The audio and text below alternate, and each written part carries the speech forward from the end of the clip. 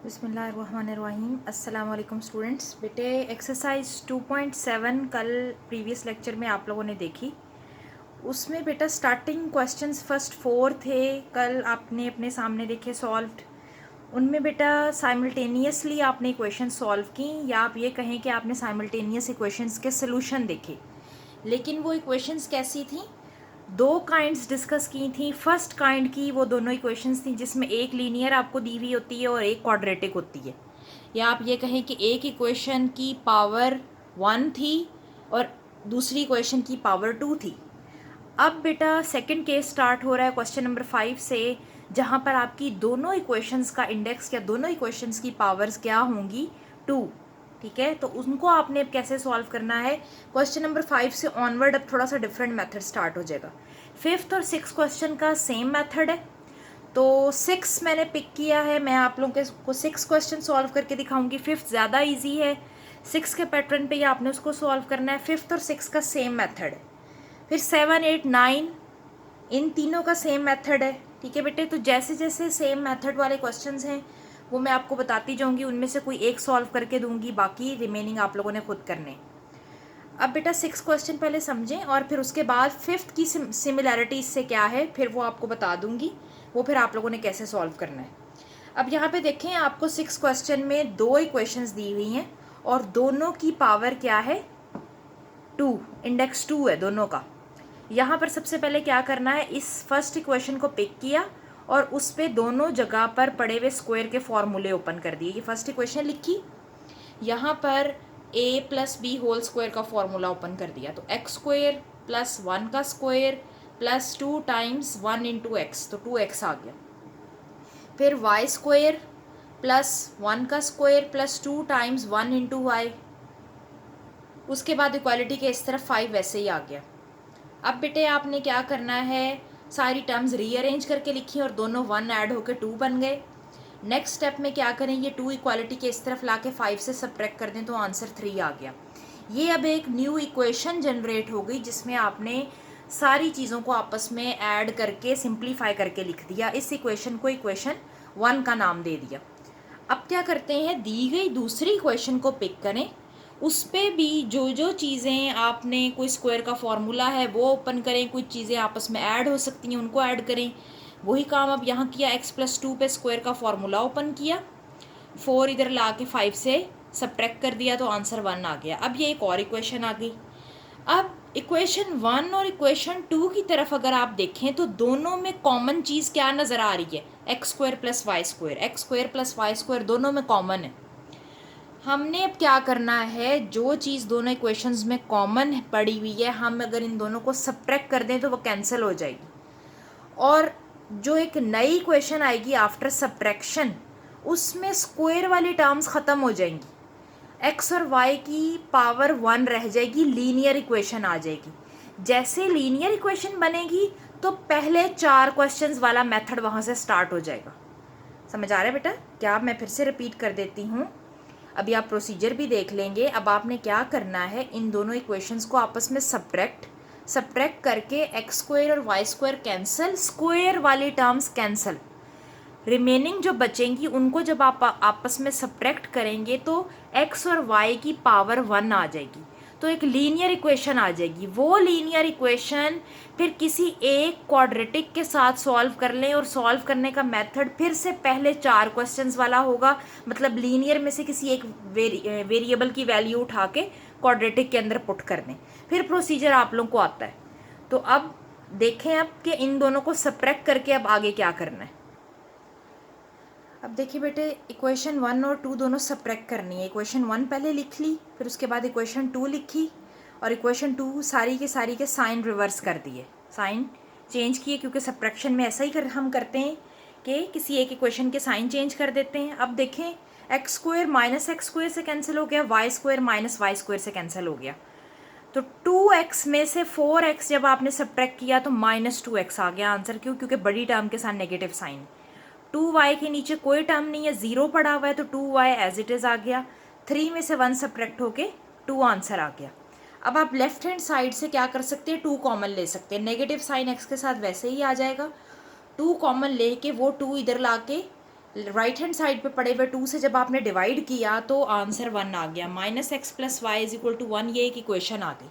अब ये इक्वेशन कैसी है, पहले 4 क्वेश्चंस जैसी इक्वेशन है, एक लीनियर इक्वेशन है। यहाँ से अब आप किसी एक वेरिएबल की वैल्यू उठाएं और इन दोनों में से किसी एक में पुट कर दें, इन दोनों में से किसी एक में पुट करें, फिर प्रोसीजर सारा का सारा फर्स्ट स्टार्टिंग क्वेश्चंस वाला है। ये देखिए, अब x उठाकर इधर ले जाएं तो उसका साइन पॉजिटिव, और 1 उठा के इधर ले आए तो उसका sign negative. x is equal to y minus 1 यहाँ से आ गया।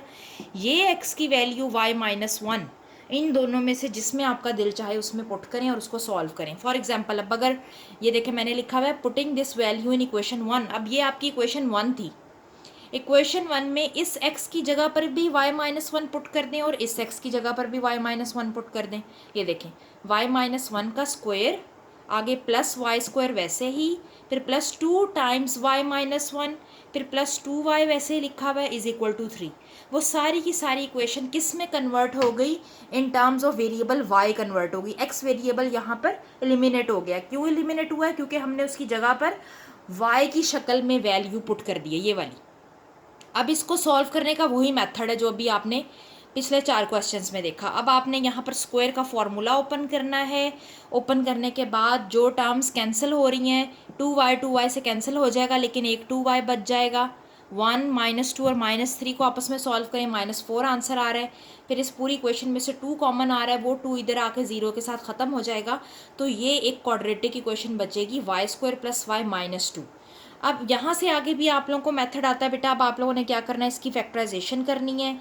फैक्टराइजेशन करके वहाँ से 2y की वैल्यूज़ आ जाएगी। वो दोनों y की वैल्यूज़ बारी बारी आप यहाँ इस y की जगह पर पुट करें तो वहाँ से x के भी 2 आंसर्स आ जाएंगे और फिर आप सोल्यूशन सेट के अंदर उसको क्लोज करके लिख देंगे। बहुत ईजी मेथड है। सिर्फ और सिर्फ साइमल्टेनियस सोल्यूशन में होता क्या है, आपका एम एक ही होता है, आपका पर्पस एक ही होता है। पर्पस क्या होता है, आपने सॉल्यूशंस फाइंड आउट करने, आपने एक्स और वाई वेरिएबल के आंसर निकाल लें, लेकिन रास्ता थोड़ा सा चेंज हो जाता है। वहाँ पर डायरेक्ट एक इक्वेशन में से उठा के दूसरी इक्वेशन में वैल्यू पुट कर रहे थे, यहाँ क्या करना पड़ा, डायरेक्ट नहीं कर सकते थे, पहले उनको आपस में सॉल्व किया, सब्ट्रैक्ट किया, इक्वेशन सिंप्लीफाई की, फिर जब लीनियर बन गई तो उठा के क्वाड्रेटिक के अंदर पुट कर दी। ठीक है बेटे। अब देखिए बेटे, ये जो इक्वेशन थी यहाँ से 2 इधर 0 के साथ ख़त्म हो गया, तो अंदर पड़ी हुई इक्वेशन क्या है, क्वाड्रेटिक है। तो अब आपने क्या करना है, इस क्वाड्रेटिक इक्वेशन की फैक्टराइजेशन करके बेटे 2 फैक्टर्स आ गए, क्या, y-1 और y+2। ये दोनों फैक्टर्स को सेपरेटली आपने 0 के इक्वल लिखा तो वहाँ से y के 2 आंसर्स आ गए, एक 1 और एक -2। अब ये दोनों आंसर्स आपने बारी बारी कहाँ पुट करने, उस लीनियर इक्वेशन में जो अभी आपने खुद बनाई है बाय सब्ट्रैक्टिंग गिवन 2 इक्वेशंस। ठीक है बेटा, उस लीनियर में पुट करें x is equal to y -1 में, तो वहाँ से x के भी 2 आंसर आएंगे। जब x के भी 2 आंसर आ गए तो आपका बेटा काम पूरा हो गया। आपने सवाल के अंदर करना ही क्या था, सोल्यूशन सेट फाइंड आउट करना था x और y दोनों वेरिएबल्स की वैल्यूज़ के साथ। तो बेटे ये देखें, इक्वेशन 3 में y इज इक्वल टू 1 और y इज इक्वल टू -2 दोनों पुट कर दिए। इक्वेशन 3 क्या आती, x is equal to y -1। तो ये देखिए, y की जगह पर एक दफ़ा 1 और एक दफ़ा -2 पुट किया, तो वहाँ से x के 2 आंसर्स आ गए, एक 0 और एक -3। अब सोल्यूशन सेट में लिखते हुए फिर से रिपीट कर दूँ जो प्रीवियस लेक्चर में पॉइंट रिपीट किया था कि y की जिस वैल्यू के लिए x का जो आंसर आया वो दोनों इकट्ठे ऑर्डर पेयर में क्लोज करके लिखने हैं। लेकिन ध्यान इस चीज़ का रखना है कि x की फर्स्ट पोजीशन होती है, y की सेकंड पोजीशन होती है ऑर्डर पेयर में। तो -3 -2 लिखेंगे आप, सिमिलरली 0 और 1 लिखेंगे आप। ठीक है बेटा, यही आपका सोल्यूशन सेट है और आपका क्वेश्चन कंप्लीट हो चुका है। आपने बेटे क्वेश्चन में यही काम करना था। अब अगर आप लोग 5th क्वेश्चन देखें अपनी बुक्स पर, 5th क्वेश्चन में सेकेंड इक्वेशन सिंप्लीफाइड फॉर्म में है। 5th क्वेश्चन 6 से ज़्यादा इजी है और थोड़ा शॉर्ट है। कैसे कि उसमें एक इक्वेशन अपनी सिंप्लीफाइड शक्ल में दी हुई है, जबकि आपको जो first equation x² + y-1 whole square उसको सिंप्लीफाई सिर्फ करना पड़ना है। वहाँ पर स्क्वायर का फॉर्मूला ओपन करें। स्क्वायर का फॉर्मूला ओपन करने के बाद जो नई इक्वेशन आएगी उसको सेकेंड इक्वेशन के साथ सब्ट्रैक्ट करें। सब्ट्रैक्ट करके वहाँ से जो आंसर आएगा वो एक लीनियर इक्वेशन होगी। लीनियर इक्वेशन की वैल्यू दोनों गिवन इक्वेशंस में से किसी एक में पुट कर दें। जब आप पुट करेंगे तो वहाँ से किसी एक वेरिएबल का आंसर आ जाएगा, लेकिन वो आंसर्स दो होंगे। वो दोनों बारी बारी लीनियर के अंदर पुट करेंगे तो दूसरे वेरिएबल के भी दो आंसर्स आ जाएंगे और आप सोल्यूशन सेट के अंदर क्लोज करके लिख देंगे। ठीक है बेटा, तो दोनों क्वेश्चंस का सेम मेथड है। अगर आपको 6 समझ आ गया है तो इंशाल्लाह 5th क्वेश्चन भी आप लोग इजीली कर लेंगे। अब बेटे क्वेश्चन नंबर 7, 8 और 9 तीनों का मेथड सेम है। इसमें भी दोनों इक्वेशंस की पावर्स क्या है, 2 है। लेकिन आपने अब करना क्या है, डायरेक्ट दोनों इक्वेशंस को आपस में सब्ट्रैक्ट नहीं करना, बल्कि दोनों इक्वेशंस में वेरिएबल के कोफिशिएंट सेम करने की कोशिश करनी है। जब उनके कोफिशिएंट सिमिलर हो जाएंगे तब आप जब उनको सब्ट्रैक्ट करेंगे तो कैंसलेशन हो जाएगी। अब जैसे देखें, यहाँ एक्स स्क्वायर का कोफिशिएंट 4 है, यहाँ एक्स स्क्वायर का कोफिशिएंट 3 है। हम इन दोनों को सिमिलर नहीं कर सकते। उसके बाद देखें बेटा, यहाँ पर वाई स्क्वायर का कोफिशिएंट 5 है, जबकि यहाँ पर वाई स्क्वायर का कोफिशिएंट 1 है। तो आप इजीली इस इक्वेशन को अगर 5 पूरी से मल्टीप्लाई कर देंगे तो यहाँ पर 5 आ जाएगा। यहाँ भी 5y स्क्वायर, यहाँ पर भी 5y स्क्वायर। जब आप दोनों को ऐड करेंगे तो -5y square plus 5y square से कैंसिल हो जाएगा। ज़रूरी नहीं है आपने y स्क्वायर ही सेम करने, आप x स्क्वायर भी सेम कर सकते हैं। लेकिन यहाँ पर ज़्यादा ईजी 1 को किसी नंबर से मल्टीप्लाई करके बनाना है, इसीलिए 5 से मल्टीप्लाई किया। लेकिन बेटा आप एक और काम भी कर सकते हैं। अगर आप इस इक्वेशन को 3 से मल्टीप्लाई करें तो 4 3 12 बन जाएगा, और इस इक्वेशन को 4 से मल्टीप्लाई करें तो 3 4 12 भी बन जाएगा। तो एक्स स्क्वायर का कोफिशिएंट यहाँ पे 12 और यहाँ पर भी 12। फिर दोनों को सब्ट्रैक्ट कर लें तो 12x स्क्वायर से कैंसिल हो जाएगा। मकसद आपका क्या है, बेसिकली कोई एक वेरिएबल कैंसिल करना ताकि दूसरे का आंसर आ जाए। तो कैंसिल करने के लिए उनके कोफिशिएंट सेम कर लें। वो अब आपकी मर्ज़ी है, आप एक्स स्क्वायर का सेम करना चाह रहे हैं या वाई स्क्वायर का सेम करना चाह रहे हैं। अगर कोई बच्चा इक्वेशन 1 को 3 से और इक्वेशन 2 को 4 से मल्टीप्लाई करने के बाद सब्ट्रैक्ट करे तो भी उसका मेथड ठीक है। और अगर कोई स्टूडेंट सिर्फ और सिर्फ इक्वेशन 2 को 5 से मल्टीप्लाई करके इक्वेशन 1 में ऐड कर दे तो भी मेथड ठीक है। ठीक है बेटे, तो दूसरे मेथड से भी आप कर सकते हैं, आपका क्वेश्चन रॉन्ग नहीं होगा। अब यहाँ पर क्या किया हुआ है, इक्वेशन 2 को 5 से मल्टीप्लाई करके ताकि यहाँ पर 5y स्क्वायर आ जाए इसके साथ सेम करने के लिए, और फिर इक्वेशन 1 में ऐड किया, व्हेन एडिंग इन इक्वेशन 1। अब ये देखिए इक्वेशन 1 वैसे ही लिख दी, 4x square minus 5y square is equal to 6, जबकि इक्वेशन 2 5 से मल्टीप्लाई करके लिखी। 3 5 से मल्टीप्लाई हुआ 15 बन गया, यहाँ 1 पड़ा है वो 5 से मल्टीप्लाई हुआ 5y स्क्वायर आ गया, 14 5 से मल्टीप्लाई होकर 70 बन गया। अब हम यहाँ एडिशन कर रहे हैं इसलिए साइन नहीं चेंज किए, इन दोनों के रिवर्स हो रहे थे, ऑटोमेटिकली कैंसिल हो गए। 15 और 4 ऐड होके 19, 70 और 6 ऐड होके 76। ये 19 इधर ला के डिवाइड कर दें तो 19 4 ज़ा 76, एक्स स्क्वायर का आंसर क्या आ गया 4। अब अगर आप स्क्वायर रूट अप्लाई करें इक्वेशन के दोनों तरफ तो आपको पता है स्क्वायर रूट आपको दो आंसर्स देता है, एक पॉजिटिव एक नेगेटिव। तो बेटा x इज इक्वल टू +-2 आपके पास आंसर आ गया x वेरिएबल का। दो आंसर्स हैं, +2 एक -2। अब ये यहाँ पर आप इन दोनों इक्वेशंस में से किसी भी एक में एक्स स्क्वायर की वैल्यू क्या वैल्यू 4 पुट कर दें, एक्स स्क्वायर की वैल्यू 4 पुट कर दें। इसमें पुट करके वाई की निकाल लें या इसमें पुट करके, जिसमें आप दिल चाहे पुट कर दें, आपका आंसर सेम ही आएगा वाई का। अब यहाँ पर देखें मैंने इक्वेशन 2 में पुट की है, एक्स स्क्वायर की जगह पर 4 लिखा हुआ है, 3 × 4 + y square is equal to 14। तो 12 आ गया, वो 12 इधर आके जब 14 से सब्ट्रैक्ट हुआ तो 2 आंसर आया, और जब आपने स्क्वायर रूट लिया तो ±√2 आ गया। अब सोल्यूशन सेट कैसे लिखना है, x के दोनों आंसर्स पहले और y के दोनों आंसर्स बाद में।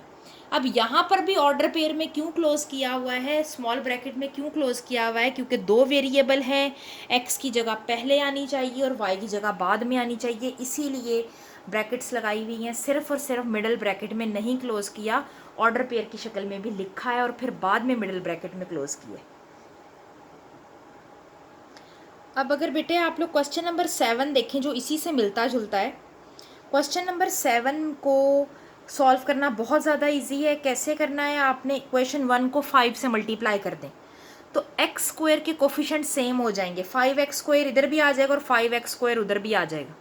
दोनों को जब आप सब्ट्रैक्ट करेंगे 5x² से कैंसिल हो जाएगा और y² वाली टर्म्स ऐड होके y² का आंसर आ जाएगा। वो y² का आंसर दोनों इक्वेशंस में से किसी एक में पुट करें तो x² का भी आ जाएगा। ठीक है बेटे, तो क्वेश्चन नंबर 7 और क्वेश्चन नंबर 9। अब 9 अगर आप अपनी बुक्स पर देखें तो 9 में कोई भी एक कोफिशिएंट दूसरी इक्वेशन से मिलता जुलता नहीं है। लेकिन बेटा काम बड़ा आसान है, आप क्या करें, पहली इक्वेशन को 5 से और दूसरी इक्वेशन को 3 से मल्टीप्लाई कर दें। उससे होगा क्या कि आपके y² के कोफिशिएंट्स 15 बन जाएंगे दोनों तरफ। तो 15y² से कैंसिल हो जाएगा, तो उससे आप इजीली x² का आंसर निकाल लेंगे। बिल्कुल ऐसे ही करना है आपने, बिल्कुल क्वेश्चन नंबर 8 की तरह करना है। 7, 8, 9 का मेथड सेम है। क्वेश्चन नंबर 1, 2, 3, 4 पहले 4 सवाल एक तरह के थे, 5th और 6 एक मेथड के हैं, 7, 8, 9 एक मेथड के हैं। 8 मैंने आपको करके दिखा दिया, 7 और 9 आप लोगों ने खुद करना है। ठीक है बेटा, अब 10 और 11 का मेथड सेम है।